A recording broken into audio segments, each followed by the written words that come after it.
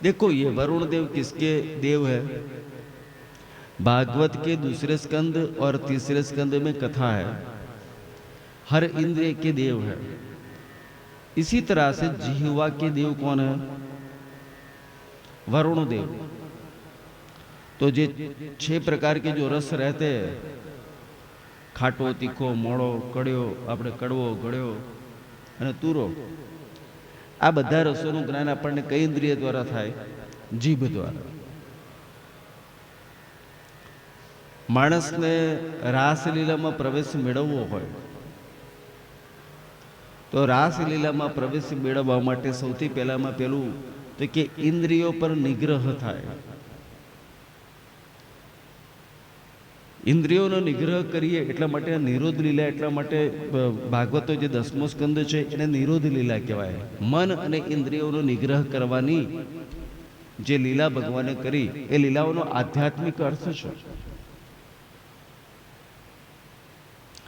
ભાગવતના 10મા સ્કંદમાં બધી કથાઓ બહુ વિસ્તારથી આપી કે મનનો નિગ્રહ કેવી રીતે કરાય, અને મનનો નિગ્રહ કરાય એના પછી એવું કહેવાય કે ખાસ કરીને તો 2 ઇન્દ્રિય તો બહુ કઠિન છે.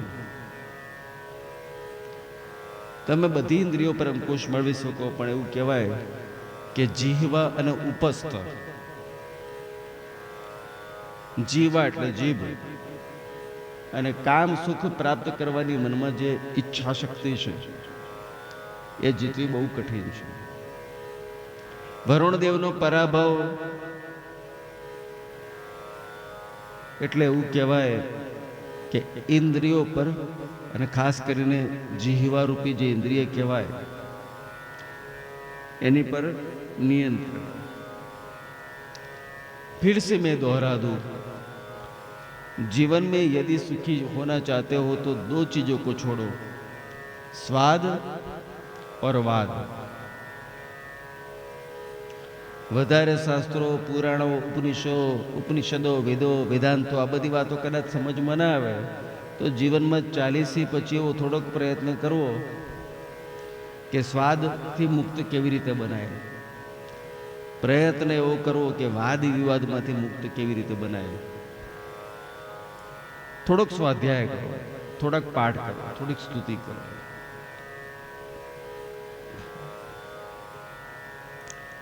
એના પછી ભાગવતના 29મા અધ્યાયથી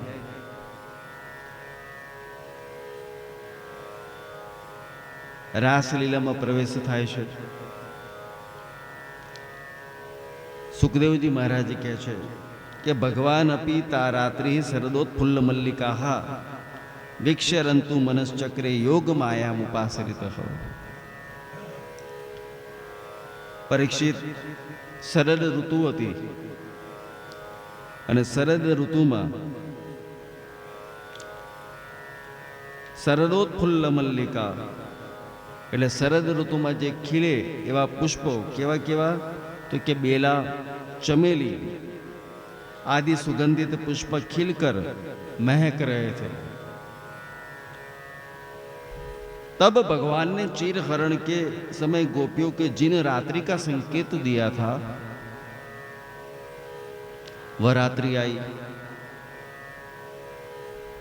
वे सब की सब पुंजीभूत होकर एक रात्रि के रूप में उल्लासित हो रही थी. भगवान उन्हें देखकर दिव्य बनाया. कुसुमित वन था. देखो, गोपियां तो चाहती थी कि भगवान की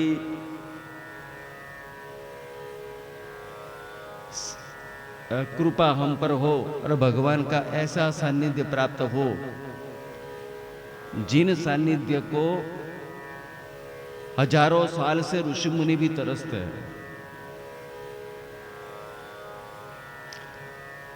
सुखदेवजी महाराज परीक्षित राजा ने रासलीलाની कथा કહે છે.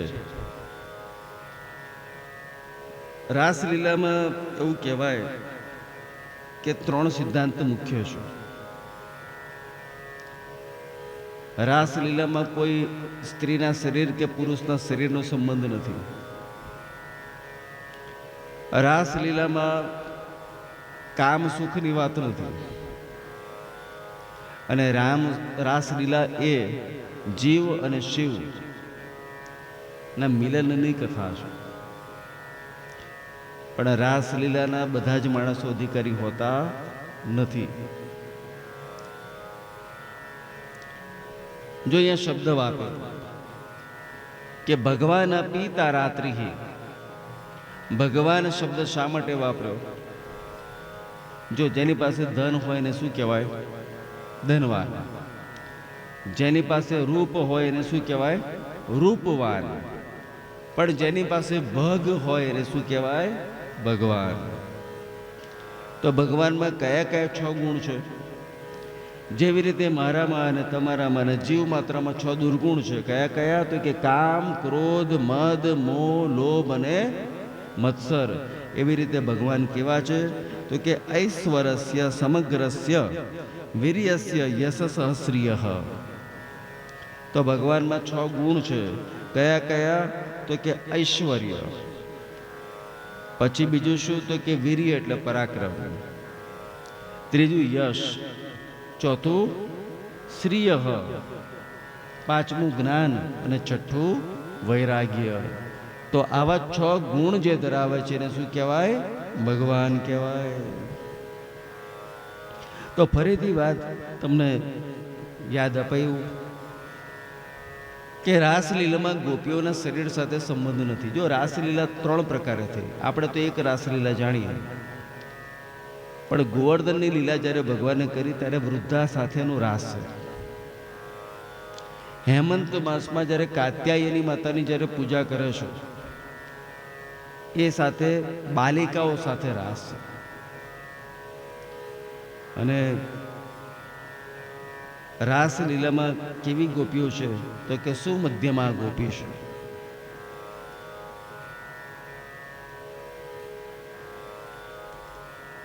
તો આ લૌકિક વાત છે. ભગવાનના ટીકાકાર શ્રીધર સ્વામીએ તો એવું કહ્યું છે કે ભાગવત એ કોની સંહિતા છે? પરમહંસોની સંહિતા છે. અને પરમહંસો કેવા હોય? નિવૃત્તિ પ્રધાન હોય. હવે જે નિવૃત્તિ પ્રધાન હોય એ પરમહંસો શું કામલીલાની કથા કરે ખરા? સુખદેવજી મહારાજ દિગંબર અવસ્થામાં છે. વસ્ત્રની વાત તો છોડો, પણ એમને પુરુષ છે કે સ્ત્રી છે એનો પણ પરિચય નથી. એવું કહે છે કે જ્યારે સુખદેવજી મહારાજ જતા હતા ત્યારે વ્યાસજી મહારાજ પાછળ પડ્યા અને સુખદેવજી મહારાજ આગળ. કે આગળ જતા જતા અપ્સરાઓ સ્નાન કરતી હતી તો સુખદેવજી મહારાજ ગયા તો એમણે કપડાં ઢાંક્યા નહીં. અને વ્યાસજી મહારાજ જેવા આવ્યા તો વ્યાસજી તો વૃદ્ધ છે, તો વ્યાસજી મહારાજને જેવા જોયા તો શું કર્યું કે પોતાના અંગો ઢાંકી લીધા. તો વ્યાસજી મહારાજને આશ્ચર્ય થયું. વ્યાસજી મહારાજે કહ્યું કે મારો પુત્ર ગયો ત્યારે તો તમે વસ્ત્રથી તમારું શરીર ઢાંક્યું નહીં, અને જ્યારે હું આવ્યો તો ઢાંકી લીધું, આવું કેમ? એટલે અપ્સરાઓ સ્નાન કરતા કરતા કે વ્યાસજી આપ ભલે જ્ઞાની છો, આપ ભલે નારાયણના અવતાર સ્વરૂપ છો, પણ આપનો પુત્ર કેવો છે કે આપણા પુત્રને તો એ પણ નથી ખબર કે પુરુષ છે કે સ્ત્રી છે, પણ આપ તો જાણો છો કે પુરુષ છો. તો જેનો દેહાધ્યાસ છૂટી ગયો છે, જેના મનની અંદર કોઈ કામની ભાવના નથી, એ સુખદેવજી મહારાજ કથા કરે. સુખદેવજી મહારાજના ગુરુ છે જનક મહારાજ, અને સુખદેવજી મહારાજના જે ગુરુ જનક મહારાજ પાસે એક વખતે સુખદેવજી મહારાજ પધાર્યા. દેખો, જનક બી બધા પૃથક પૃથક જનક છે, જનક એક નથી.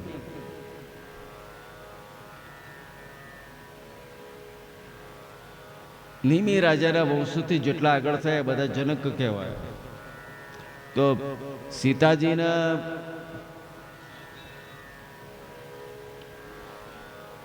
જે પિતા છે એ જનક ભીમ છે, અને કૃષ્ણ અવતારમાં જે જનક છે એ ભિન્ન છે. તો કહે છે કે જનક મહારાજ ના દરબારમાં જ્યારે સુનયના એમની રાણી છે એવા દરબારમાં જ્યારે સુખદેવજી મહારાજ પધાર્યા,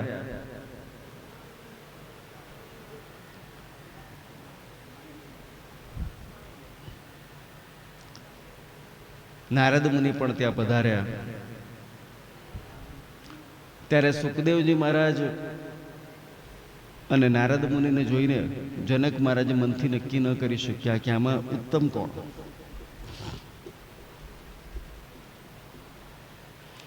ત્યારે જનક મહારાજની જે રાણી છે જેનું નામ છે સુનયના, એમણે મનથી નિશ્ચય કર્યો અને કીધું કે તમે ચિંતા ન કરશો, આ બંનેમાં ઉત્તમ કોણ? નારદ બ્રહ્મચારી છે અને સુખદેવજી મહારાજ કેવા છે તો કે આત્મામાં રમમાણ કરે છે એવા. હું થોડોક સમય મને આપો. કહે છે કે સુનયના રાણી 16 શણગાર સજીને નારદ મુનિ અને સુખદેવજી મહારાજ એક જ હિંચકા પર બેઠા હતા. એ હિંચકામાં બિલકુલ વચ્ચો વચ્ચે બેસી ગયા. જેવા બેઠા એવા નારદ મુનિ ધીમે રહીને ખસ્યા, પણ સુખદેવજી મહારાજ ભલે શરીરનો સ્પર્શ થતો હતો તો એમને એમ બેસી રહ્યા. એટલે સુનયના રાણીએ જનક રાજાને કહ્યું કે બંને શ્રેષ્ઠ છે, પણ આ બંનેમાંથી સુખદેવજી શ્રેષ્ઠ એટલા માટે કારણ કે એમને ભેદ નથી મનમાં કે હું સ્ત્રી છું કે પુરુષ છું, એ પણ પરિચય નથી. तो यह जो कथा जो है, तो कथा कौन सी कथा है? तो कि रास लीला की कथा है. और रास लीला की जो कथा है तो इसमें याद रखो कि जीव और शिव के मिलन की कथा है. तो भगवान ने जब बड़ा दिव्य वेणुनाद किया और गोपियों को कभी भगवान ने वचन दिया था. भगवान ने तो बहुत लोगों को वचन दिए थे, कामदेव को भी वचन दिया था. में कामदेव आए और राम के मन को चलित करने का प्रयास किया तो नहीं कर पाए, तो हारे. तो हार कर जब काम राम के पास जब आए तो राम जी ने बताया कि क्यों भाई हार गए ना? तो बोला कि आप तो अभी एक पत्नी व्रता हो, दूसरी किसी और स्त्री की तरफ आप दृष्टि भी नहीं करते. पर कभी ऐसा वक्त देना कि जब आप कई स्त्रियों के साथ हो, शरद पूर्णिमा की रात्रि हो, और शरद पूर्णिमा की जब रात्रि हो, तब जब वन में कुसुमित वन में अनेक प्रकार के जब पुष्प खिले होंगे, तब कभी प्रभु ऐसा अवसर हमें देना.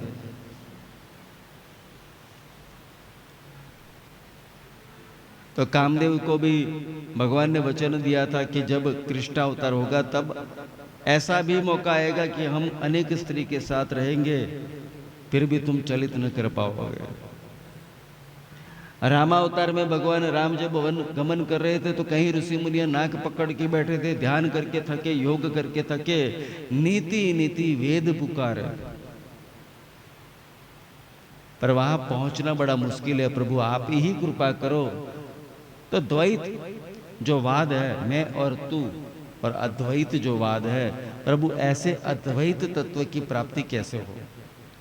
तो भगवान ने ऋषि मुनि को भी तो वचन दिया था कि कृष्णावतार में मैं आप लोगों को अद्वैत की अनुभूति करवाऊंगा. तो सभी देवताओं को, ऋषि मुनि को, गोपियों को जो भगवान ने वचन दिया था, तो देखो गोपी शब्द का अर्थ हम सोचेंगे तो गोपी मानी क्या? ये गोपी है कौन? स्त्री है क्या? तो शास्त्र यह कहता है कि गोपयति श्री कृष्ण इति गोपी. और शास्त्र यह भी कहता है कि गोभी ही पीबती इति गोपी. जो इंद्रियों से जो प्रभु को पाना चाहती है, जिनकी आंख का एकमात्र संकल्प प्रभु है, जिसके मन का एकमात्र संकल्प प्रभु है। ऐसे तो एक कथा भागवत में नहीं है, पर बाहर किसी अन्य पुराण से मैंने देखी कि नारद मुनि जब जमुना जी के पास से जा रहे थे, तो जमुना जी के पास एक गोपी नाक पकड़कर बैठकर ध्यान कर रही थी। तो ध्यान जब कर रही थी तब नारद मुनि ने पूछा कि किसका ध्यान कर रही हो तुम? कृष्ण का ध्यान करती हो? कृष्ण का स्मरण करती हो? तो गोपी बोले कि नहीं नहीं, मैं कृष्ण का स्मरण नहीं करती, मैं तो इसलिए स्मरण करती हूं कि मेरे मन में कृष्ण इतने छाए हुए हैं, इतने छाए हुए हैं कि कृष्ण कैसे मेरे मन से निकले। क्योंकि कृष्ण जब इतने मन में है तो फिर कृष्ण के अलावा मैं कोई काम ही नहीं कर पाती। यह गोपी की स्थिति है। काशी में जब लोग कबीर कबीर कहते थे, वाह कबीर जी वाह, वाह कबीर जी वाह, तो कबीर जी कहते कि कबीरा कबीरा क्या करत हो, जाओ ब्रजमंडल में जहां गोपियन के एक एक अस्क में बह गए लाखों कबीरा। तो यह गोपी की स्थिति है। तो गोपी शब्द का अर्थ ही है कि गोपयति इति श्री कृष्ण इति गोपी, गोपी ही पीबती इति गोपी। तो गोपी के कई प्रकार के गोपियां है। कहते हैं कि नित्य सिद्धा और साधन सिद्धा, ऋषि रूपा, अन्य पूर्वा, अनन्य पूर्वा। तो गोपी के कई प्रकार है। तो ऐसी गोपियां है। कहते हैं कि सभी गोपियों ने भगवान का यह नाद सुना और इस नाद को कहते हैं वेणुनाद। और भगवान ने जब वेणु बजाई तो गोपियों ने जब कान में सुना और वेणु जब सुना तो सभी का, गोपियों का मन किस तरफ आकर्षित हुआ? प्रभु की तरफ आकर्षित हुआ। तो सभी गोपियां दौड़ी। देखो, प्रेम जहां पर होता है तो आपका मन भी वहीं पर लग जाता है। गोपियों का प्रेम इतना सिद्ध हो चुका था कि इनसे इनको दो तत्वों की प्राप्ति हुई। एक थी दूरदर्शन और दूसरी थी दूर श्रवण। तो कहते हैं कि 10 प्रकार की गोपियां भगवान के पास पधारी। सुखदेव जी महाराज ऐसा कहते हैं कि 10 प्रकार की गोपी। अब देखो, गोपियों ने जैसे सुना तो कोई बेचारी श्रृंगार कर रही थी, तो कान में लगाने वाला जो था वो कहीं सर पे लगाया, सर पे लगाने वाला कहीं कान पे लगा दिया। कुमकुम लगाना था यहाँ पर तो गाल पे लगा दिया। अच्छा, वस्त्र भी इधर उधर पहन लिए। कोई गोपी तो खाना परोस रही तो खाना परोसना छोड़ा। कोई गोपी अपने बच्चे को दूध पिलाती थी तो दूध पिलाना छोड़ के, कोई किसी ने चूल्हे पे दूध रखा था। सब गोपियों का मन जब आकर्षित हुआ और भगवान के प्रति जब दौड़ी, तो कुछ गोपियों को तो घर वालों ने रोक लिया। पति ने रोका, भाइयों ने रोका, पिता ने रोका, दरवाजे बंद कर दिए। तो कुछ गोपियां सदेहे दौड़ी भगवान से मिलने के लिए। और कुछ गोपियां ऐसी थी जो दौड़ नहीं पाई, दरवाजे बंद थे। तो मन से जो गोपियां तन से दौड़ी, इससे पहले मन से वह गोपियां भगवान के पास पहुंच गई। और जब भगवान के पास पहुंची तब भगवान बोले कि स्वागतम वो महाभागा। हे गोपियां, आपका स्वागत है। अच्छा, गोपियों को संबोधन प्रभु ने क्या किया? महाभागा। देखो, महाभाग्यशाली कौन है? हम लोग थोड़ा बहुत धन मिल जाए तो कहते हैं कि प्रभु की बड़ी कृपा है।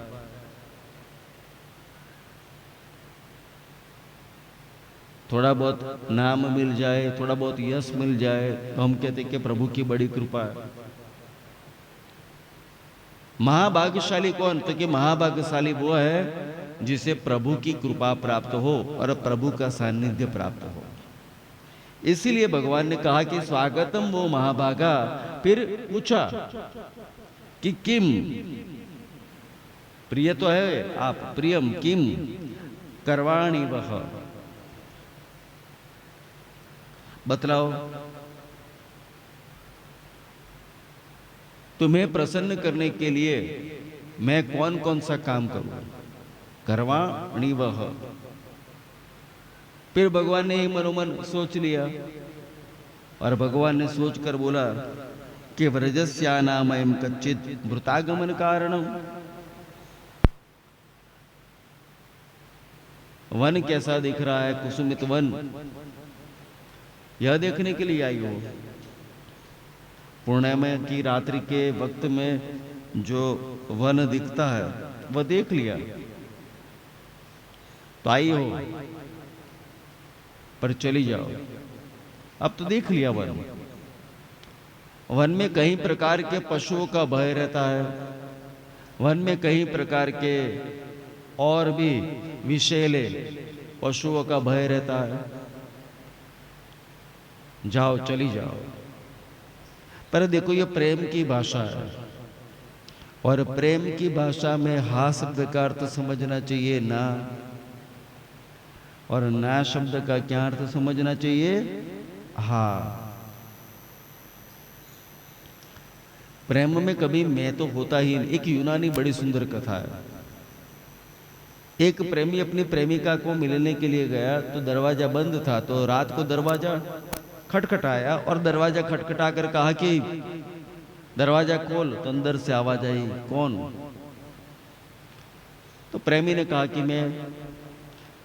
दरवाजा नहीं खुला। थोड़ी देर के बाद फिर से दरवाजा खटखटाया और जैसे ही दरवाजा खटखटाया तो फिर से आवाज आई, कौन?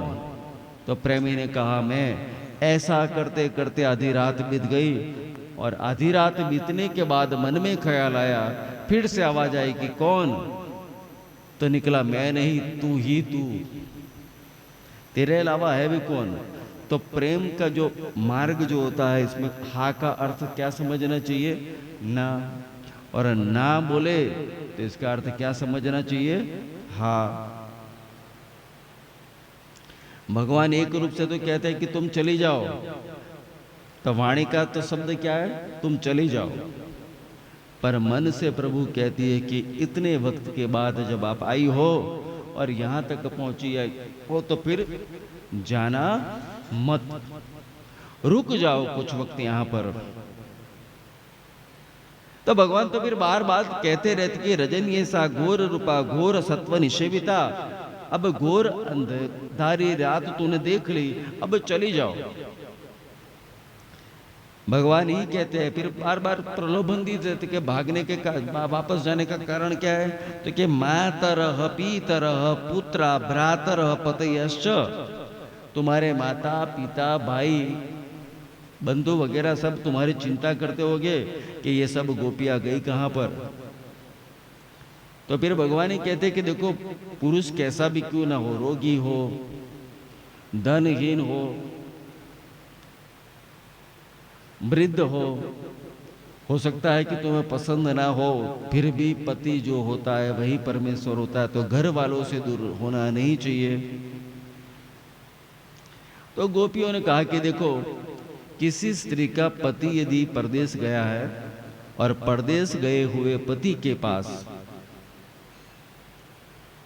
तो कमाने के लिए गया है, तो उसके लिए तो प्रवृत्ति है, पर स्त्री बेचारी क्या करती है, तो पति की प्रतीक्षा करती रहती है। पर पति की प्रतीक्षा और पति का विरह इसे इतना तड़पाता है, तो तड़पते हुए मन से वह स्त्री अपने पति की जो छवि होती है तो उस छवि से वक्त निकाल लेती है। पर यदि कुछ वक्त के बाद जब पति वापस आता है तो फिर वह स्त्री छवि के साथ रहेगी या पति के साथ? तो भगवान ने बोला कि अब वापस आ जाने के बाद छवि के साथ कौन रहेगी, फिर तो किसके साथ रहेगी, तो कि पति के साथ रहेगी। तो फिर गोपियां हंसकर बोलने लगी कि इसी से आप समझ लो कि यह जो आप कह रहे हो कि हमारे पति है, पति कैसे है? सब छवि वाले पति है। हम जान आप पूरे जगत के पति हो, पूरे जगत के आप स्वामी हो। तो कहते कि भगवान और गोपियों के बीच में आधी रात तक संवाद हुआ और इस संवाद में ठाकुर जी हारे और गोपियां जीती। अब इसी गोपी गीत को लेके यदि कथा की जाए तो 5 दिन निकल जाए।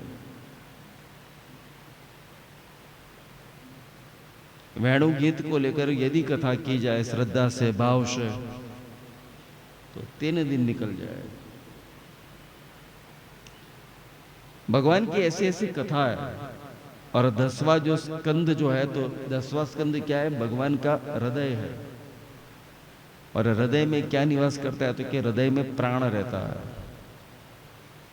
तो 10वां स्कंद हृदय है और इसमें भी यह गोपी गीत है, यह भगवान के प्राण है, हृदय के प्राण है। कहते कि आधी रात के वक्त फिर ठाकुर जी माने और रास मंडल बनाया। तो 3 प्रकार के मंडल बने, जिसमें 2 गोपियां के बीच में एक ठाकुर जी थे।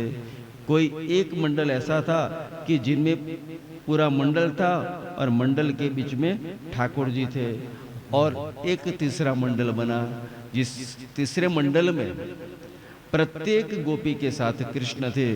तो कहते कि रास ऐसा रचाया, ऐसा रचाया। और जब रास रचाया तो रास रचाते रचाते सब इतने मग्न हो गए। जब मग्न हो गए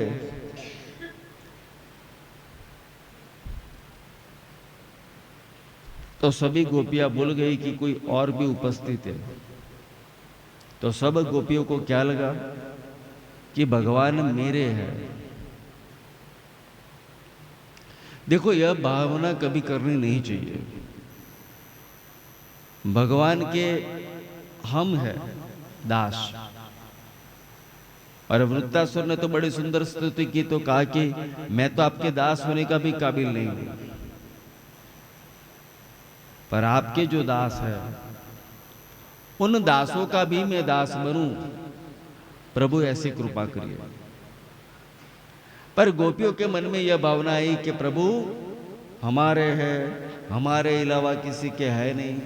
तो भगवान को अच्छा नहीं लगा। भगवान ने सोचा कि मेरे गोपियों के मन में अहंकार आ जाए, यह हमसे सहन नहीं होगा। तो भगवान ने मध्य रात्रि को जब रास बड़ा सुंदर रचाया था, तो भगवान ने एक स्वरूप से अंतर ध्यान हुए। जब अंतर ध्यान हुए तो गोपियों को ठाकुर जी का विरह हुआ। देखो, प्रेम की सबसे श्रेष्ठ अवस्था है विरह अवस्था। एक भक्त भगवान से पूछता है कि प्रभु आपका सानिध्य कैसे प्राप्त हो। क्षण क्षण आप तो मेरे सामने ही हो, सुबह से लेकर रात्रि तक नित्य आपका सहवास है, फिर भी वह बड़ा आनंद नहीं हो रहा है। वह आनंद कैसे प्राप्त हो? तो भगवान ने स्वरूप को अंतर ध्यान किया। अब जैसे ही स्वरूप को अंतर ध्यान किया तो वह भक्त इतना तड़पा, इतना तड़पा, इतना तड़पा, तो विरह में वह अपना सर दीवारों पे बार बार लगाने लगा कि हे प्रभु तुम कहाँ पर हो। तब भगवान प्रसन्न हुए। तो बोले कि ये विरह की जो अवस्था है श्रेष्ठ अवस्था है। और प्रेम में जब विरह होता है तब मन और भी प्रभु की सन्मुख लग जाता है। तो सब गोपियां ने देखा कि भगवान अंतर ध्यान हो गए, तो सभी गोपियां इकट्ठी हो गई। अब तक रास जब रच रहा था और रास खेलते खेलते तो पता नहीं चल रहा था, पर गोपियां जब इकट्ठी हुई और इकट्ठी होकर देखने लगी, हाँ अब पता चला कि दूसरी गोपियां भी साथ में है। तो एक दूसरे के सामने देखने लगी कि अरे कहाँ गया ये। तो सभी गोपियां ढूंढते ढूंढते थोड़ी आगे चली। और आगे जब चली तो आगे देखा क्या, तो भगवान के पद में 16 प्रकार के चिन्ह है। तो 16 प्रकार के चिन्ह तो देखे, पर ऐसे ही चिन्ह किसी स्त्री के थे जिसमें भी 16 प्रकार के चिन्ह थे। तो ठाकुर जी के श्रीअंग में तो चलो 16 प्रकार के चिन्ह थे, पर वह स्त्री कौन है भाग्यशाली की जिसके पैर में ठाकुर जी जैसे ही 16 प्रकार के चिन्ह है। तो दोनों सभी गोपियां ढूंढने लगी। फिर बोला कि इसमें से महाभाग्यशाली कौन है कि जिसे ये ले गया। तो बोला कि ये तो राधा जी है। तो ठाकुर जी राधा जी को लेकर चले गए। तो उन पैरों का आश्रय करते करते मेरो तो आधार श्री कृष्ण के चरणारविंद, मेरो तो आधार श्री राधे की चरणारविंद करते करते ढूंढते ढूंढते गोपियां जब आगे चली तो देखा तो कुछ पुष्प बिखरे हुए थे। तो गोपियां फिर अंदर अंदर बातें करने लगी कि देखो यहीं पर तो कन्हैया ने जरूर राधा को वेणी लगाई होगी। फिर आगे चले और आगे चल के जब देखा तो 2 और 2 4 पैर नहीं दिख रहे, तो राधा जी के पैर दृश्य हुए। तो फिर गोपियां सोचने लगी कि अरे ऐसा कैसे होगा कि कन्हैया के तो पैर दिख रहा है पर राधा जी के पैर नहीं दिख रहे। तो किसी गोपी ने फिर मनोमन निश्चय किया, मन से विचारा कि जरूर राधा थक गई होगी, तो कन्हैया से कहा होगा कि मैं तो थक गई हूं, कन्हैया आपसे मुझसे चला नहीं जाता। तो राधा जी को कन्हैया ने अपने कंधे पर बिठाया होगा।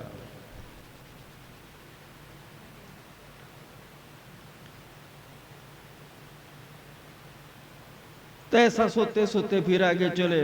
जब आगे चले तो थोड़ा आगे जाने के बाद एक आवाज आई। किसकी आवाज थी? तो क्या राधा जी की आवाज। अरे मुझे उतारो, मुझे यहां से उतारो भाई। ए सखिया, ए ललिता, ए चंद्रावली, मुझे उतारो। तो एक सखी बोलती है कि ये पेड़ पर चढ़ी कैसे। तो दूसरी सखी देखने लगी अगल बगल में कोई टेबल तो दिख नहीं रहा है, तो ये पेड़ पे चढ़ी कैसे होगी। तो एक सखी हंसकर बोली कि जो टेबल था वही टेबल हट गया। देखो वास्तविकता यह है कि राधा जी के मन में भी अहंकार है। देखो कन्हैया और राधा जी भले ही पृथक पृथक देह है, पर वास्तविक रूप से देखा जाए तो कन्हैया और राधा जी एक ही है। कन्हैया और राधा जी एक ही है। तो राधा जी के मन में भी अहंकार आया। तो राधा जी सोचने लगी,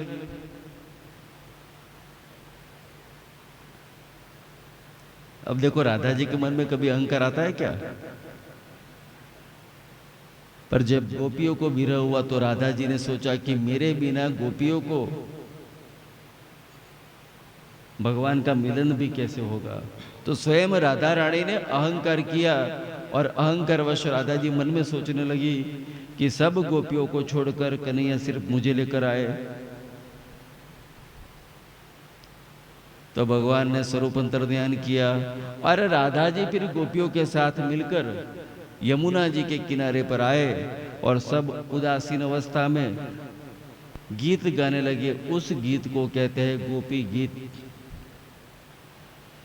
हर श्लोक बोलने वाली गोपियां अलग अलग है। तो एक गोपी कहती है कि जयति ते अधिकम जन्मना व्रज श्रेयत इंदिरा शश्वदत रही। हे प्रभु, जयति ते अधिकम जन्मना व्रज। प्रभु वैकुंठ पर व्रज का विजय तब से हुआ जब से आपका यहाँ जन्म लिया और जब से आपका अवतार यहाँ पर हुआ है, तब से हम इतने भाग्यशाली है कि पूरे वैकुंठ पर हमने विजय प्राप्त किया है। श्रयत इंदिरा शश्वदत रही। तो लक्ष्मी जी भी यहां पर आश्रय ढूंढते ढूंढते आई है। और प्रभु आप यहां से अंतर्ध्यान हुए हो। हम तो क्या है तो कि शरद उदास ये साधु जात सत। हम तो कैसी है तो कि आपकी अशुल्क दासिका है। सुरतनाथ थे।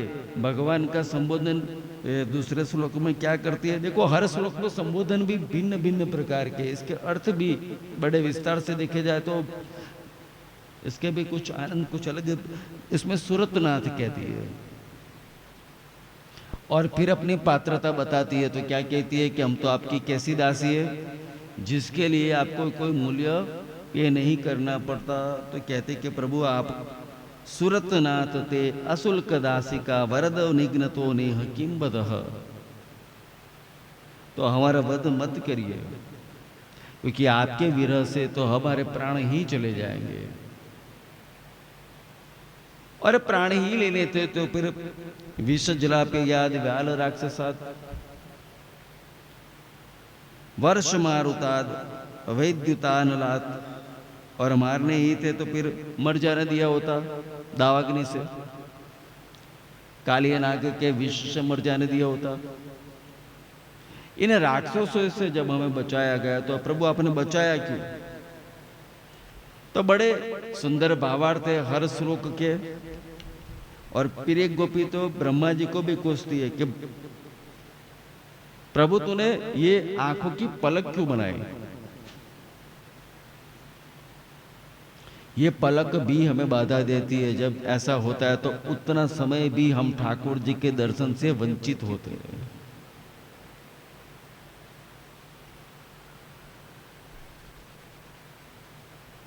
तो ठाकुर जी ने कहा कि तुम कहती हो कि मर जाओगे मर जाओगे, तो फिर मरे क्यों नहीं? तो एक गोपी कहते हैं कि तब कथामृतम तप्त जीवनम, तुम्हारी जो कथा है प्रभु ये मरने भी तो नहीं देती। तुम्हारे विरह में तो मर ही गए होते, पर तुम्हारी यह जो कथा है यह हमें मरने भी नहीं देते। कहते हैं कि ठाकुर जी को इस तरह से प्रार्थना करते हैं तो इन प्रार्थनाओं से ठाकुर जी बड़े प्रसन्न हुए, तो वापस आ गए। देखो ठाकुर जी कहीं गए नहीं थे। तो लहंगा वो क्या बोलते चूड़ी पायजामा पहन के गोपियों के बीच में ही थे, हटा दिया और हटाकर फिर प्रकट हो गए। तो ऐसे प्रकट जब हो गए तो फिर गोपियों को सांत्वना दी, और फिर मध्यरात्रि में बड़ा महारास हुआ। और महारास में गोपियों ने भगवान की बड़ी सुंदर प्राप्ति की। तो भागवत के 10वें स्कंद के एक अध्याय में सुखदेव जी महाराज ने परीक्षित राजा को यह कथा सुनाई। फिर 10वें स्कंद के 34वें अध्याय में भगवान ने सुदर्शन और शंखचूड़ का उद्धार किया।